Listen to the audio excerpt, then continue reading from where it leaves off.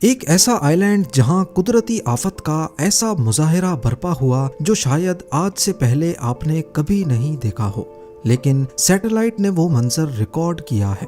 Siberia के घने जंगल में प्लेन क्रैश का मंजर हो, सहारा डेजर्ट के बीचों बीच बने इस स्क्वायर शेप का राज हो, या फिर सोमालियन कोस्ट की एक रिमोट लोकेशन पर बने हजारों रंग बिरंगी कुएं।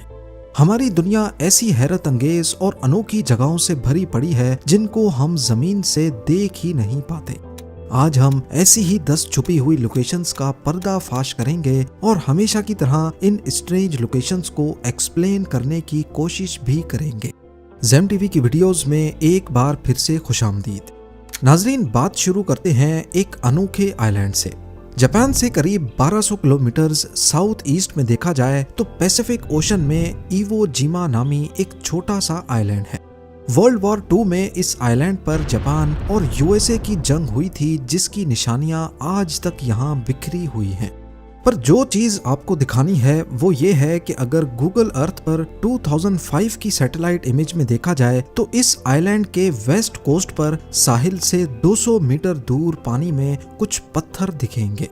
लेकिन अगर फ्रेश सैटेलाइट इमेज में देखा जाए तो समंदर नीचे उतर गया है और जो पहले पत्थर लग रहे थे वो असल में शिप रैक्स हैं।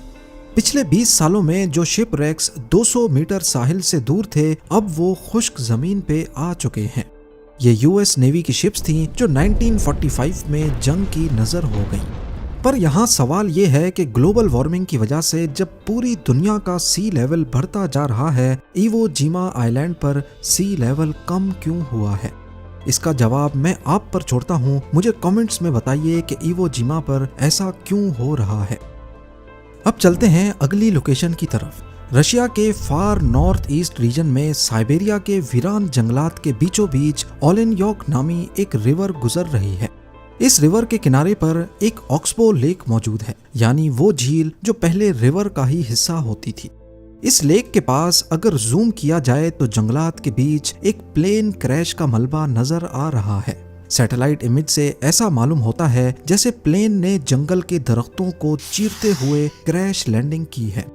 देखने में ये ट्विन इंजन एंटोनोव AN-30 लगता है। Bureau of aircraft accidents archives में ढूंढने पर मालूम पड़ा कि 22 जून 2022 को एक एंटोनोव AN-30 याकुट्स्क एयरपोर्ट से टेक ऑफ हुआ और उसको ओलेनयोक तक जाना था। इसमें 6.5 टन सामान और 7 क्रू मेंबर्स मौजूद थे, पर ओलेनयोक एयरपोर्ट से करीब 15 किलोमीटर पहले ही इसका फ्यूल खत्म हो गया और दोनों इंजन्स बंद हो गए। मजबूरन पायलट ने जंगल के ऊपर क्रैश लैंडिंग की। खुशकिस्मती से इस हादसे में सारे क्रू मेंबर्स बच गए, लेकिन प्लेन को इतना नुकसान पहुंचा कि उसकी रिपेयर पॉसिबल नहीं थी। हादसे के वक्त खींची गई फोटो में देखा जाए तो जहाज के टेल एलिवेटर्स कटे हुए हैं, जो सैटेलाइट इमेज में पॉइंट ऑफ कांटेक्ट के पास देखे जा सकते हैं। पैसिफिक ओशन में न्यूजीलैंड के साउथ में एक आइलैंड है जिसको ऑकलैंड आइलैंड कहा जाता है। इस आइलैंड के बराबर में एक और आइलैंड है और इसका नाम काफी अजीब सा है। जी हाँ, डिसअपॉइंटमेंट आइलैंड। पर आखिर इतना अजीब नाम क्यों? इंटरनेट रिसर्च करने पर मालूम पड़ा कि 18th और 19th सेंचुरी में समंदर के इस हिस्से में व्हेल्स का शिकार बहुत कॉमन था।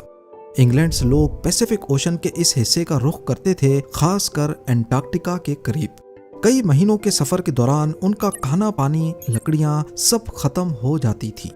उस वक्त जब दूर से इस खूबसूरत आइलैंड पर नजर पड़ती थी तो शिकारी सोचते थे कि क्यों ना यहाँ जाकर कुछ रेस्ट किया जाए और अपनी सप्लाईज वगैरह भी रीफिल की जाए। लेकिन कई 100 मील सफर करने के बाद जब वो यहाँ पहुँचते तब इस आइलैंड का असली चेहरा नजर आता। यहाँ ना लेक्स हैं, ना चश्मे, ना दरख्त हैं और ना ही कोई खाने की चीज, और ऊपर से यहाँ ठंडी हवाएं इतनी तेज हैं कि यहाँ रहना भी इम्पॉसिबल है। इसी वजह से जो भी यहाँ आता मायूस होकर लौटता था। तब से लेकर इस आइलैंड का नाम ही डिसअपॉइंटमेंट आइलैंड पड़ गया।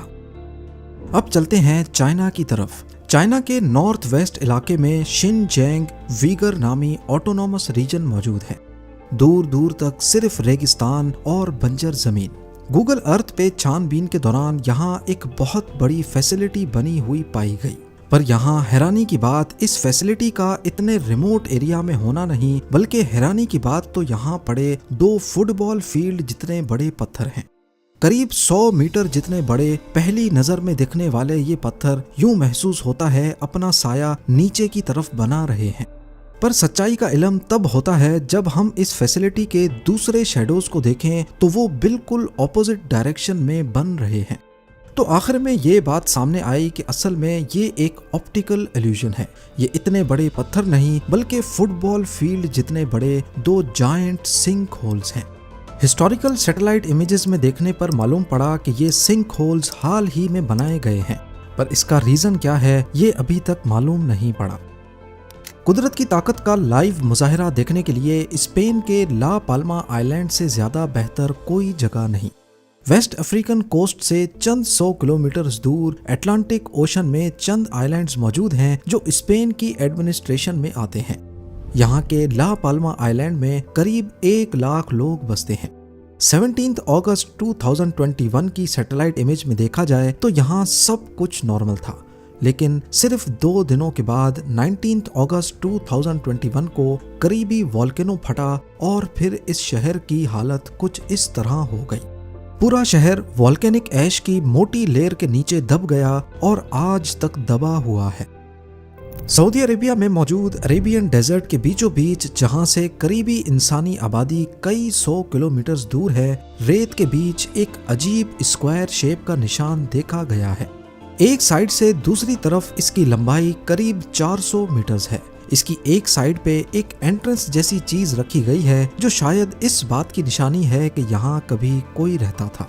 क्या ये कदीम दौर के किसी मुसाफिर खाने के बकाया जात हैं या कुछ और? इस एरिया की हिस्टोरिकल सैटेलाइट इमेजरी भी मौजूद नहीं है, लेकिन अगर काफी जूम आउट किया जाए तो ब्लर ही सही लेकिन हिस्टोरिकल डाटा मौजूद है। सेम उसी जगह 2007 में यहाँ इसी स्क्वायर के अंदर कुछ स्ट्रक्चर्स या बड़े बड़े कैंप्स बने हुए देखे जा सकते हैं, लेकिन इससे सिर्फ 1 साल पहले यहाँ किसी किस्म के कोई निशान मौजूद नहीं थे। यानी ये जो कुछ भी है 2007 में ही बनाया गया था। पर सवाल पैदा होता है कि इतनी वीरान जगह पर ये क्या चीज है और किसने बनाई? गाड़ियों के निशानात देखकर अंदाजा लगाया जा सकता है कि ये काम ऑयल एक्सप्लोरेशन टीम का हो सकता है। रेगिस्तान में ऑयल ढूंढने के लिए ये टीम्स जहां भी कैंप्स लगाती हैं, अपने आसपास खुदाई कर देती हैं ताकि जहरीले जानवर और कीड़े अंदर ना घुस सकें। इसी लोकेशन से थोड़ा ही आगे ऐसा ही एक और स्क्वायर निशान भी है और यहाँ पर भी 2007 में ही कुछ एक्टिविटी होती दिख रही है। अब चलते हैं अमेरिका में मौजूद लेक ओरोविल की तरफ। 2021 में कैलिफोर्निया में शदीद खुश्क साली पैदा हो गई, जिसकी वजह से लेक ओरोविल बिल्कुल सूख गई और उसमें डूबी हुई मुख्तलिफ चीजें जाहिर होना शुरू हो गईं। ठीक इस स्पॉट पर लेक का पानी 65 फीट गहरा है, पर लेक सूखने के बाद 30 मई 2021 के इमेज में देखा जाए तो यहाँ एक क्रैश्ड SUV गाड़ी नजर आएगी। इस लोकेशन के बराबर से ओरोविल हाईवे गुजरता है जो एक पहाड़ी रास्ता है और जिस जगह ये SUV जीप पड़ी है वहाँ एक शार्प टर्न भी मौजूद है। तो चांसेस हैं कि शायद ये गाड़ी कभी एक्सीडेंट का शिकार हुई थी और फिर उसका मलबा लेक की गहराई में गुम गया, जो लेक सूखने के बाद 2021 में जाकर जाहिर हुआ। सोमालिया के साहिल समंदर पर ये एरिया देखें जहां हजारों छोटे छोटे गोल निशानात मौजूद हैं। हर गोल सुराख का डायामीटर करीब 10 मीटर्स है और उसके अंदर रंग बिरंगी पानी भी मौजूद है। इंटरनेट रिसर्च करने पर मालूम पड़ा कि ये कोई नेचुरल फिनोमेनन नहीं है, बल्कि यहाँ के लोकल्स ने ये कुएं खुद खोदे हैं। और ऐसा करने के 2 रीजंस हैं। एक तो जमीन के अंदर ग्राउंड वाटर को यहीं पर रोकना ताकि वो आगे की जमीन को समंदर के नमकीन पानी से खराब ना करे, और दूसरा ये लोग इन वेल्स में से नमक निकाल कर उसे सेल करते हैं। गर्म इलाके में होने की वजह से ये वेल्स एक नेचुरल सॉल्ट एवोपरेशन पॉन्ड्स के तौर पर काम करती हैं। ये 2023 में खींची गई यूक्रेन की एक एयर बेस का मंजर है। इसमें जो प्लेन आपको दिख रहा है वो टुपोलेव Tu-95 स्ट्रेटेजिक बॉम्बर है, पर इस जहाज के ऊपर काले रंग के गोल सर्कल्स नजर आ रहे हैं। जबकि इसी लोकेशन की 1 साल पुरानी सैटेलाइट फोटो को देखा जाए तो इस जहाज पर ये ब्लैक निशानात नहीं है। तो फिर आखिर ये क्या चीज है? असल में ये satellite image Russia Ukraine war के शुरुआती दिनों में कैप्चर किया गया था। जहाज के ऊपर ब्लैक सर्कल्स असल में गाड़ी के पुराने टायर्स हैं। इनको ऑप्टिकल कैमोफ्लाज करने के लिए जहाज के ऊपर रखा गया है। टायर्स क्योंकि रबड़ के होते हैं तो अगर ड्रोन्स पर लगा automated object recognition system waves फेंकेगा तो वो वेव्स टायर्स से टकराकर जहाज की डिजिटल शेप को बिगाड़ देती हैं, जिससे ड्रोन्स या मिसाइल्स को टारगेट आइडेंटिफाई करने में मुश्किल होती है। गूगल अर्थ की स्ट्रेंज लोकेशंस की बात हो और सहारा डेजर्ट का नाम ना आए, ये कैसे मुमकिन है? सहारा डेजर्ट की इस रिमोट लोकेशन पर रेत के टीलों के बीच ये एक खूबसूरत जियोलॉजिकल फॉर्मेशन है जिसको 2013 में कैप्चर किया गया था। बज़ाहिर ऐसा मालूम होता है कि ये एक एंशिएंट वोल्केनो है जिसका क्रेटर या मैग्मा चैम्बर अब जमीन पर एक्सपोज हो चुका है और पिछले कई 100 सालों से इसमें कोई वोल्केनिक एक्टिविटी नहीं हुई। उम्मीद है ज़ेम टीवी की ये वीडियो भी आप लोग भरपूर लाइक और शेयर करेंगे। आप लोगों के प्यार भरे कमेंट्स का बेहद शुक्रिया। मिलते हैं अगली शानदार वीडियो में।